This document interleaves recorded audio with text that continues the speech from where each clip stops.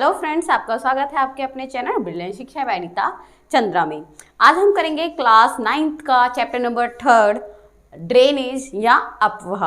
अब जो अपवाह है और जो ड्रेनेज है ना, उसको लेके बच्चों के माइंड में कई तरह की कंफ्यूजन होती है कि ये है क्या।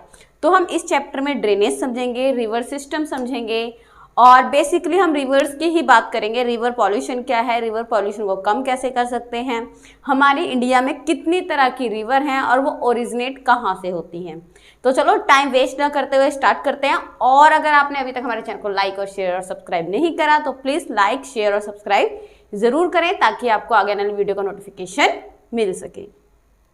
तो हम स्टार्ट करते हैं। हमारे जो चैप्टर का नाम है अपवाह तंत्र। अपवाह का मतलब क्या होता है या ड्रेनेज का मतलब क्या होता है। अगर हम बेसिकली लैंग्वेज में बात करें तो ड्रेनेज का मतलब ये सोचते हैं कि जो घरों से गंदा पानी आता है, जो सीवरेज वगैरह से जाता है, उसको हम ड्रेनेज कहते हैं। बट ड्रेनेज वो नहीं है, है ना, वो तो हमारा अलग सिस्टम है, उसको भी हम समझ लेंगे कि क्या होता है। लेकिन यहाँ ड्रेनेज और अपवाह से मतलब है रिवर सिस्टम से। अब रिवर सिस्टम क्या होता है, इंडिया की सारी सिस्टम की बात नहीं कर रहे हैं। हमारे पास एक जैसे गंगा नदी है ना, गोमुख से निकलते हुए आती है। अब इसकी बहुत सारी हम छोटी रिवर है ना, क्या है, छोटी छोटी रिवर। तो जैसे हम यहाँ से एक रिवर आ रही है, यहाँ से एक रिवर आ रही है और आके क्या कर रही है, वो एक मेन नदी में आके मिलके समुद्र में गिर रही है ना। तो हम ऐसा समझ लेते हैं जैसे हमारी फिंगर है, एक नदी, दो नदी, तीन नदी, चार, पांच नदी कहाँ से मिल रही है, हमारी आर्म से मिल रही है। तो ये क्या है, हमारा अपवाह है ना। अगर मैं इसको हैंड के अकॉर्डिंग समझना चाहूँ तो ये क्या है, मतलब छोटी छोटी नदियाँ आके हमारे पास एक हाथ से मिल रही हैं। तो ये मेन नदी है और ये क्या है, इसकी छोटी छोटी ट्रिब्यूटरी हैं, ठीक है, मतलब सहायक नदियाँ हैं। तो हम इसको बोलते हैं अपवाह तंत्र। क्या बोलते हैं इसको, अपवाह तंत्र। अब अपवाह तंत्र हम पढ़ेंगे कितनी तरह का होता है, वो भी कई तरीके से हो सकता है, ठीक है। तो जितनी भी नदियाँ हैं, गंगा, ब्रह्मपुत्र, सिंधु, जिसको इंडस बोलते हैं, है ना, नर्मदा, तापी, हम इन सब नदियों के बारे में बात करेंगे। लेकिन सबसे पहले ड्रेनेज का सिस्टम का समझ लेते हैं, है ना। और ये होता क्या है बच्चा, इनमें ना एक्सेस वाटर होता है, मतलब ज़्यादा पानी होता है। ज़्यादा पानी को ये क्या करती है, एक बड़ी नदी के साथ जोड़कर लाती है।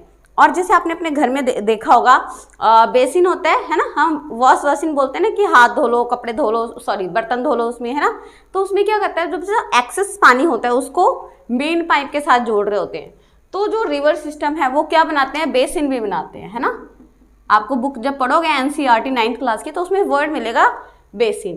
तो यहाँ बेसिन का मतलब वो है। और ड्रेनेज सिस्टम का मतलब क्या होता है, छोटी छोटी नदियाँ एक बड़ी नदी से आके जोड़ रही होती हैं और उसमें जो अधिकतर पानी है उसको बड़ी नदी के साथ जोड़कर उसको समुद्र तक लाने में सहायता करती हैं। वही बात करते हैं वाटर डिवाइडेड, मतलब जल विभाजन क्या है।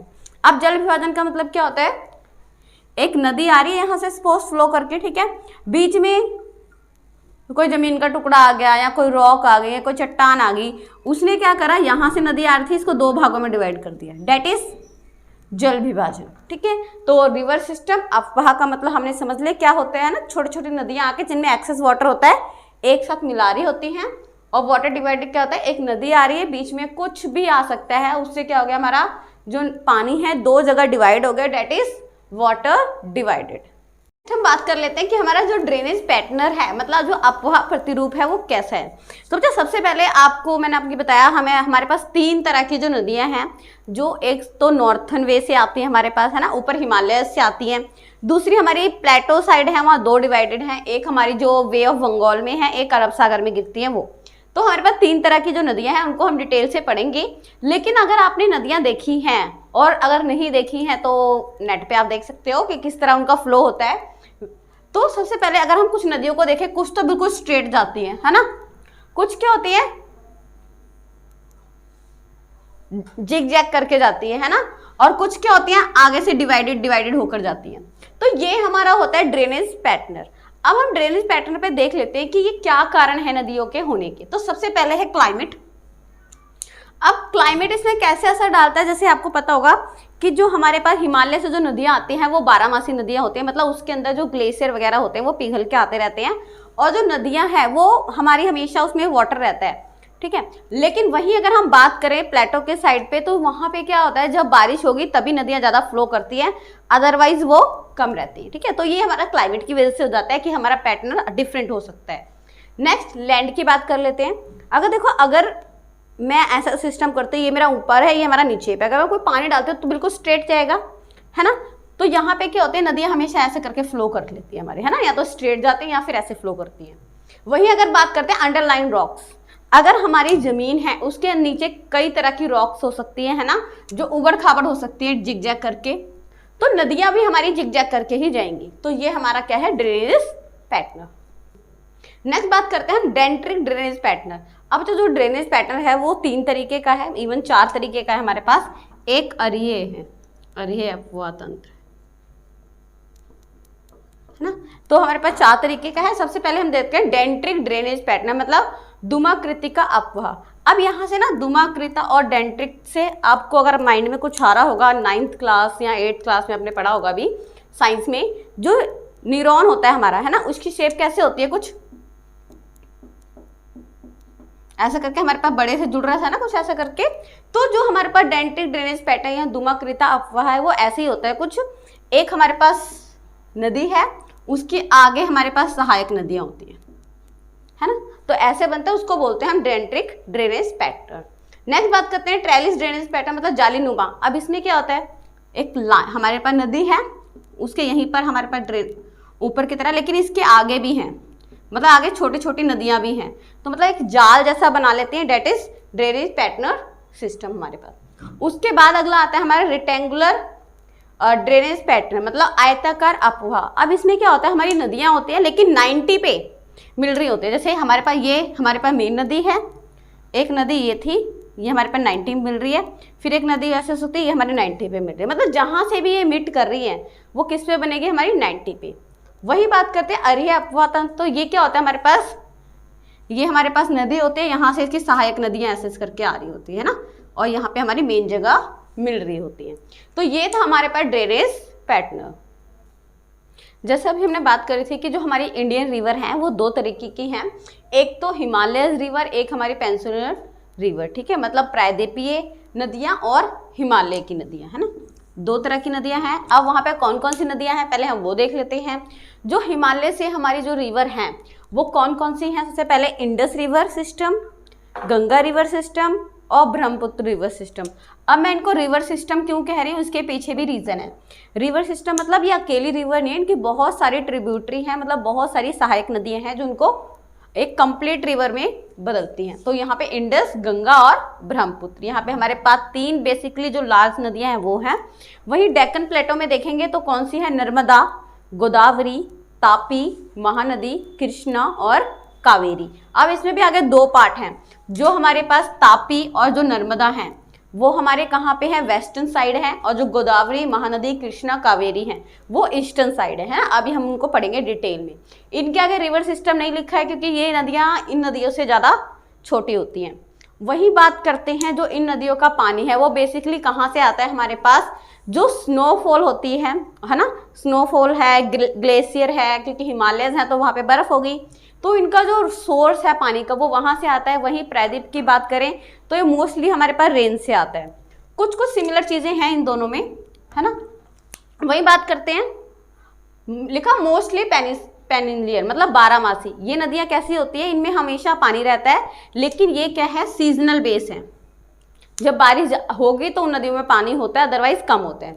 वही बात हमने बात कर ली मेल्टिंग स्नो कि यहाँ पे जब ग्लेशियर वगैरह पिघलते हैं तो इन रिवर में पानी रहता है और वहाँ पे रेन के थ्रू रहता है।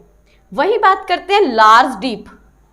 अब तो यहाँ पे जो नदियाँ हैं वो ज़्यादा लंबी होती हैं, चौड़ी होती है और गहरी भी होती है, बट यहाँ की बात करें तो क्या होती है, वो कम। यहाँ से हम बात करते हैं जो ड्रेनेज सिस्टम, जो बेसिन है वो ज़्यादा है हमारे पास, और वहाँ पे क्या हमारे पास कम है। वही बात करते हैं वेल डेवलप्ड डेल्टाज। अब हम डेल्टाज और ईस्चुरीज क्या होते हैं वो बात करेंगे हम, मतलब जब हम चैप्टर फिनिश कर लेंगे थोड़ा इनके बारे में बात कर लेंगे कि कैसे बनते हैं और क्या होते हैं और क्या कारण है कि ये इन नदियों से ज़्यादा अच्छे बनते हैं, है ना।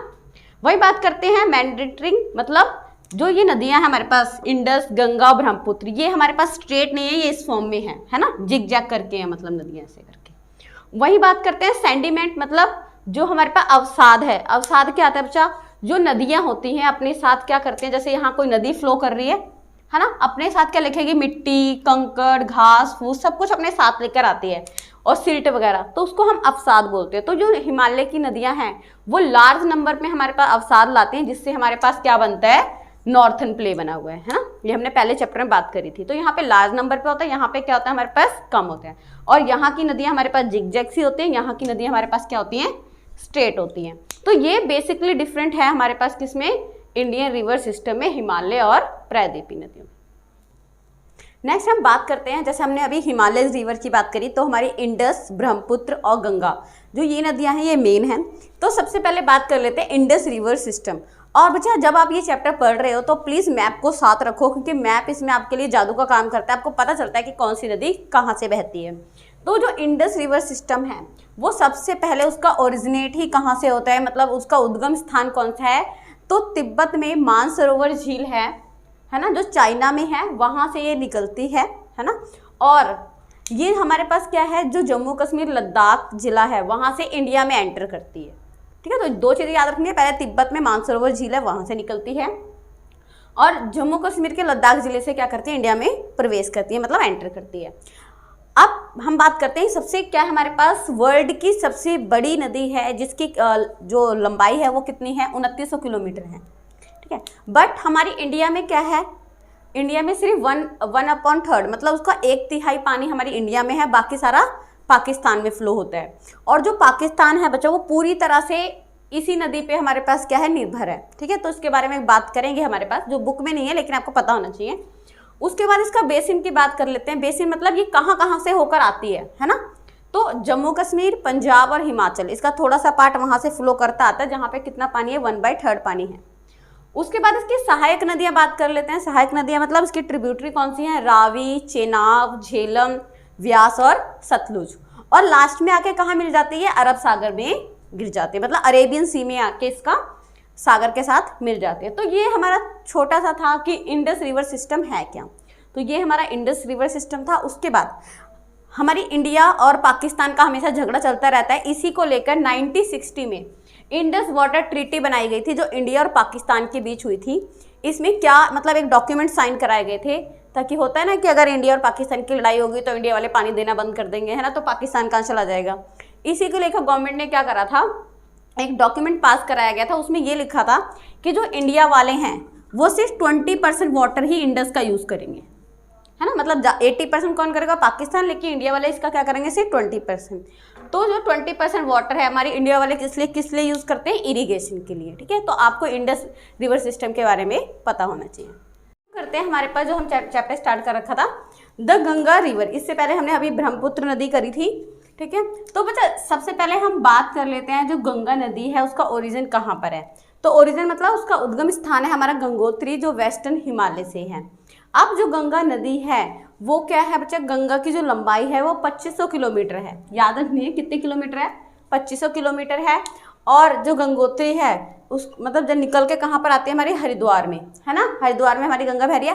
और वो इतनी इंपॉर्टेंट क्यों है हरिद्वार में, क्योंकि बच्चा वो जस्ट माउंटेन से प्लेन में एंटर करती है, मतलब पहले तो पहाड़ों में बह रही होती है लेकिन जस्ट एंटर कर रही होती है माउंटेन से प्लेन में। जैसे ये हमारे पास माउंटेन लगे हुए हैं, यहाँ से जब रिवर एंटर करती है ये प्लेन है, तो जो सबसे पहले एंटर करते हैं वो हमारा हरिद्वार है, ठीक है। इसलिए हरिद्वार इतने मान्यता में है।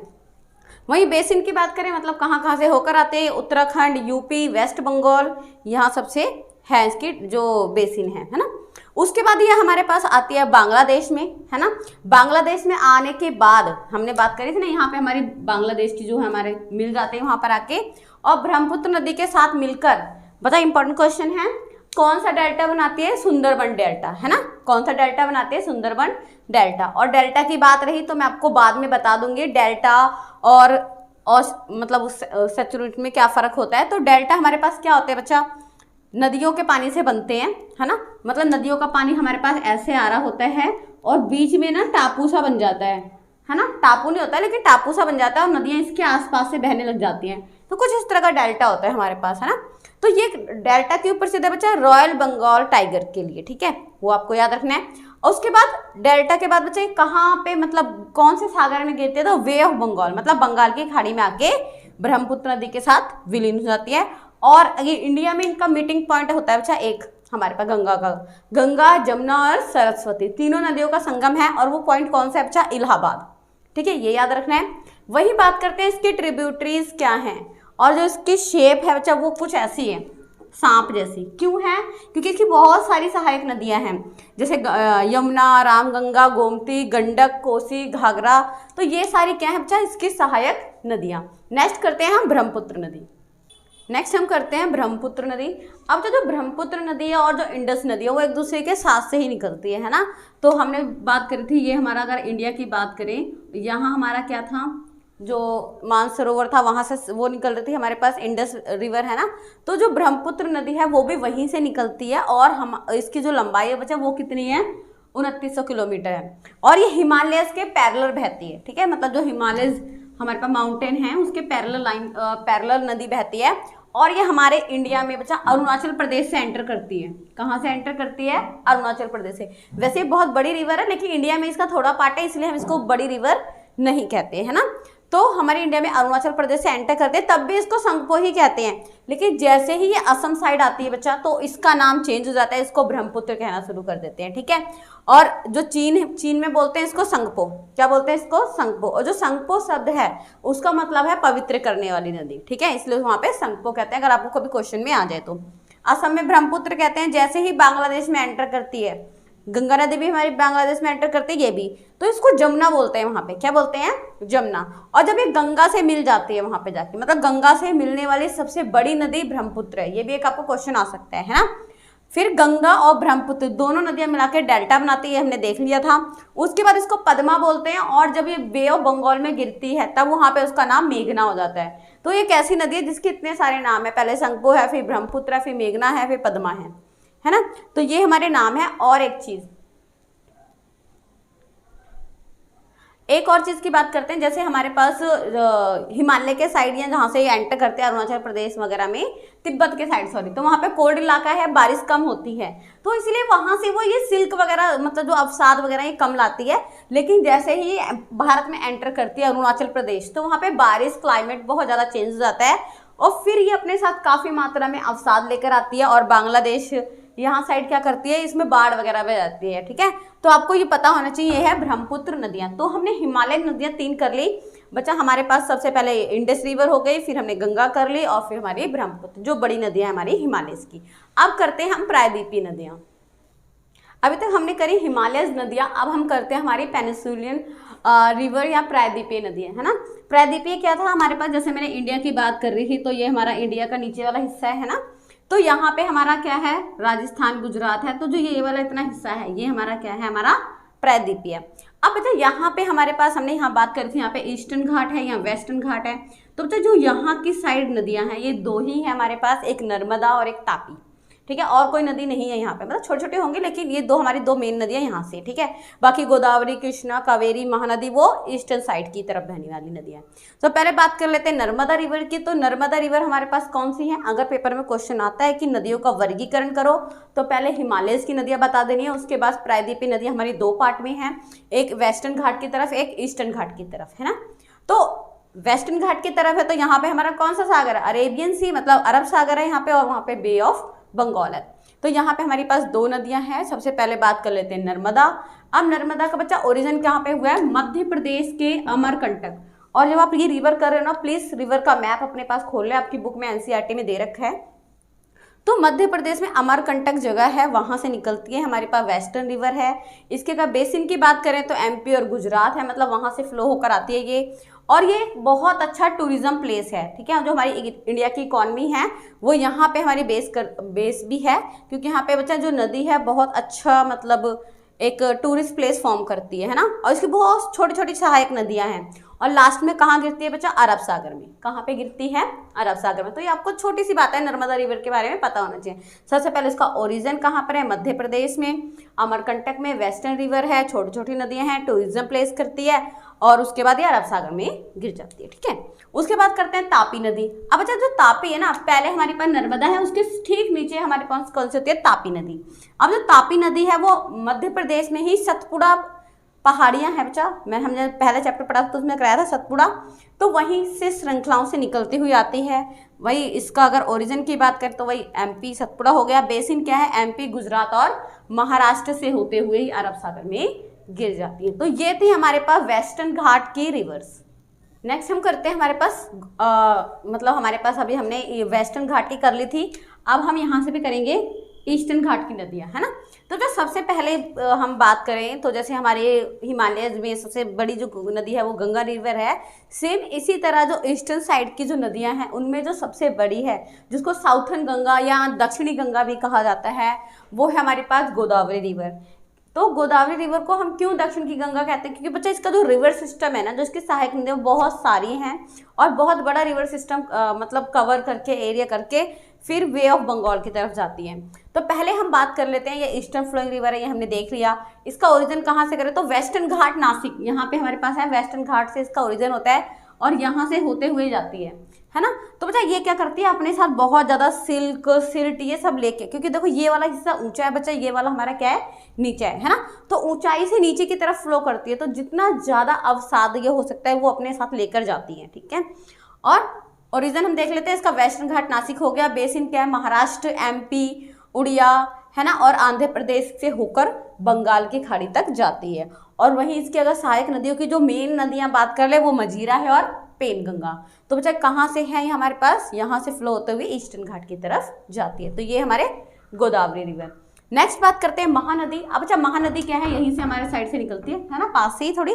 तो इसका एमपी मध्य प्रदेश में छत्तीसगढ़ है ना, महाबलेश्वरपुरम, तो वहां से इसका ओरिजिन होता है। 860 किलोमीटर लंबी है और जो तेल नदी है इसकी मुख्य सहायक नदी है। और बच्चा जहाँ पे गिरती है ना उड़ीसा की साइड से होते हुए, क्योंकि है ना, तो यहाँ पे एक नदी झील बनती है बच्चा, वो कौन सी झील है, चिल्का झील, ठीक है, चिल्का लेक, और ये नमकीन पानी की झील है। तो नेक्स्ट हम दूसरी रिवर की बात कर लेते हैं। नेक्स्ट हम बात करते हैं हमारे पास कृष्णा रिवर, है ना। जो कृष्णा रिवर है वो बच्चा हम जब प्रायद्वीपीय पठार की बात कर रहे हैं तो सेकंड लार्जेस्ट रिवर है। पहली हमारी कौन सी थी, गोदावरी, ठीक है। तो ये दूसरे नंबर की रिवर है जो सबसे बड़ी है यहाँ पे। तो इसकी जो ऊंचाई है, जो लंबाई है वो 1400 किलोमीटर है। ओरिजिन इसका वेस्टर्न घाट महाबलेश्वरम से होता है, मतलब यहाँ कहीं से होता है इसका, है ना। देख लेना आप मैप में कहाँ पे लाई कर रहा है वो। और इसकी जो सहायक नदियां हैं वो तुंगभद्रा, कोयना, वर्णा, पंचगंगा, ये कुछ नदियां हैं इनकी। और जो इसका रिवर सिस्टम है बच्चा वो महाराष्ट्र, कर्नाटक और आंध्र प्रदेश से होता हुआ वे ऑफ बंगाल की तरफ जाता है, ठीक है। मतलब यहाँ से होकर पूरा कहाँ पे गिरती है, वो वे ऑफ बंगाल में। और वही ईस्टर्न फ्लोइंग रिवर है हमारे पास, है ना। और वेस्टर्न घाट से तो ऑब्वियसली इसमें जो अवसाद वगैरह है वो काफ़ी ज़्यादा मात्रा में जाता है। वही बात कर लेते हैं कावेरी नदी की। जो कावेरी नदी है वो सबसे हमारे पास यहाँ नीचे लाई करती है ना। वेस्टर्न घाट ब्रह्मगिरी श्रृंखला है बच्चों यहाँ पे हमारी, ठीक है, वहाँ से इसका ओरिजिन होता है। 760 किलोमीटर इसकी लेंथ है। अमरावती, भवानी, हेमवती इसकी कुछ सहायक नदियां हैं। और इसको जो रिवर सिस्टम बच्चा तमिलनाडु, केरल और कर्नाटक की साइड से होता हुआ वे ऑफ बंगाल की तरफ जाता है। और जो ये नदियां हैं वो बच्चा क्या बनाती है, जलप्रपात बनाती है, ठीक है। तो ये आपको याद होना चाहिए। ये थी हमारी हिमालयज और प्रायद्वीपीय जो नदियां थी। और हम बात करते हैं जो झीलें होती हैं, जो लेक होती है, वो किस तरह इम्फेक्ट होती हैं ह्यूमन बींग के लिए। तो नेक्स्ट हम पहले बात कर लेते हैं कि लेक या झीलें होती क्या हैं। तो बच्चा ये दो तरह की होती है, ये नेचुरल भी होती है और मैन मेड भी होती है, मतलब प्राकृतिक भी होती है और मानव निर्मित भी होती हैं। तो जैसे मतलब बड़े आकार की जो झीलें होती हैं उनको हम समुद्र भी कह देते हैं, ठीक है। तो जैसे हम बात कर लेते हैं, जैसे कश्मीर में डल झील है ना। उसके बाद थोड़ी थोड़ी और चीज़ें हैं जिनको आपको पता होना चाहिए। जैसे बड़े आकार वाली झीलों को हमने बोलते हैं उसको समुद्र कहते हैं। जैसे उसमें कैप्शन सागर भी आ जाएगा और हमारा मृत सागर भी आ जाएगा, ठीक है। और जो मृत सागर है वो क्या है बच्चा, पूरे खारे पानी की झील है और मतलब विश्व की सबसे नीचे गहराई में वो मतलब बहने वाली वो झील है हमारे पास, सागर है। और कैप्शन सागर संसार के खारे पानी की झील में है, मतलब हमने बता दिया सबसे बड़ी झील है। और जो सुपीरियर झील है वो ताजे पानी की झील है। और भारत में बुलर झील है बच्चा जो जम्मू कश्मीर में है, और वो क्या है हमारे मीठे पानी की झील है। और जो एक कृत्रिम झील है भारत की वो कौन सी है, गोविंद सागर। तो ये आपको थोड़े से कंसेप्ट आपको पता होना चाहिए। नेक्स्ट बात करते हैं इम्पैक्ट ऑफ रिवर या नदियों के प्रभाव क्या हैं, ठीक है। तो हम इससे पहले बात कर लेते हैं कि कैसे ये हमारे जीवन के लिए और हमारे मतलब इकोसिस्टम के लिए और हमारी इकोनॉमिक्स के लिए कैसे इफेक्ट करते हैं। तो सबसे पहले बच्चा नेविगेशन। नेविगेशन का मतलब क्या होता है कि जो नदियां हैं वो एक जगह से दूसरी जगह मतलब रास्ते को जोड़ती हैं और जिसके थ्रू हम क्या करते हैं, ट्रेड वगैरह, व्यापार वगैरह कर सकते हैं। वहीं बात करते हैं हाइड्रो पावर, जो बिजली बनाने का काम है ना, वो हम सब नदियां झीलों से करते हैं। इरिगेशन में बहुत ज़्यादा इंपॉर्टेंट रोल करती हैं, इसीलिए हमने जो नॉर्थन प्लेन है हमारे इतने ज़्यादा उपजाऊ होते हैं। नेक्स्ट बात करते हैं बच्चा, ये टूरिज्म बहुत ज़्यादा है, जैसे अभी हमने बात करी थी नर्मदा नदी की जो टूरिज्म के लिए ही फेमस है ना। तो ये हमारे पास कुछ कंसेप्ट है जो रिवर से थे। अब हम ये देख लेते हैं कि रिवर को हम कैसे मतलब पॉल्यूट कर रहे हैं और उसको बचाने के लिए हमारी गवर्नमेंट क्या क्या कर रही है। नेक्स्ट हम बात करते हैं बच्चा रिवर पॉल्यूशन की। जैसे अभी हमने बात करी कि कितनी इंपॉर्टेंस है हमारे लिए रिवर, वही बात करते हैं रिवर पॉल्यूशन हो क्या रहा है, पहले उसके कारण देख लेते हैं। तो पहले एक्सेस वाटर डिमांड, कि पानी की जितनी ज़्यादा डिमांड हो रही है वो है हमारे पास। फिर अनट्रीटेड सीवेज डिस्पोज, मतलब क्या होता है जो हमारे घरों से सीवेज का वाटर आता है उसको मतलब ट्रीट नहीं किया जाता, उसको मतलब सही साफ नहीं किया जाता और सीधे ही हमें नदियों में डाल दिया जाता है, तो उससे हमारी नदियाँ जो है वो पॉल्यूट हो रही हैं। फिर वेस्ट ऑफ इंडस्ट्रीज, वही सेम चीज़ है, जो इंडस्ट्री का वेस्ट है, जो एसिड होता है हमारे पास वेस्ट होता है, उसको हम न्यूट्रेट नहीं कर रहे हैं और सीधा हम रिवर में डाल रहे हैं। तो बच्चा रिवर की अपनी कैपेसिटी होती है। जैसे हम गंगा की रिवर की बात कर ले तो गंगा रिवर इतनी पॉल्यूट होकर भी हम उसको बोलते हैं पवित्र है। तो उसके अंदर कुछ ऐसे मतलब हमारे पेड़ पौधे हैं, कुछ हमारे नेचर ने मतलब डाल रखा है कि वो अपने आप को ही मतलब क्या कर लेती है, सही कर लेती है ना। तो इसके कारण क्या हो रहा है, जो हमारी नदियाँ हैं उसका क्या हो रहा है, रिड्यूस वॉल्यूम ऑफ वाटर, मतलब उसका पानी का स्तर जो क्या हो रहा है वो कम होता जा रहा है। जैसे आप बात करोगे तो यमुना नदी थी तो अब पहले क्या हो गया, सॉरी सरस्वती नदी, तो वो अब अंडरग्राउंड हो गई है ना। वहीं इसके अगर हम कंट्रोल की बात करें तो हमारी सेंट्रल गवर्नमेंट बहुत सारे हमारे काम कर रही है। जैसे 1985 में गंगा एक्शन प्लान था, सेव द रिवर था, नमामि गंगा था, नमामि नर्मदा नदी थी। तो इस तरह के प्लान के थ्रू हमें मतलब अवेयर करने की कोशिश कर रहे हैं कि जो रिवर हैं उनको हमें बचाना चाहिए, रिवर का वाटर बचाना चाहिए, तो जो हमारे लिए कितनी इम्पॉर्टेंट है। तो ये था हमारा चैप्टर नंबर 3 ड्रेनेज। इसमें हमने रिवर्स के बारे में पढ़ लिया कि प्रायद्वीपीय रिवर्स क्या है, हिमालय रिवर्स क्या है, ड्रेनेज सिस्टम क्या होता है, और हम एक वीडियो और करेंगे जिसमें हम बताएंगे कि डेल्टाज जो होते हैं वो कैसे बनते हैं, ठीक है। तो आई होप आपको वीडियो समझ आया होगा, और अगर आपने अभी तक हमारे चैनल को लाइक शेयर और सब्सक्राइब नहीं करा तो चैनल को लाइक शेयर और सब्सक्राइब जरूर करें। Thank you so much.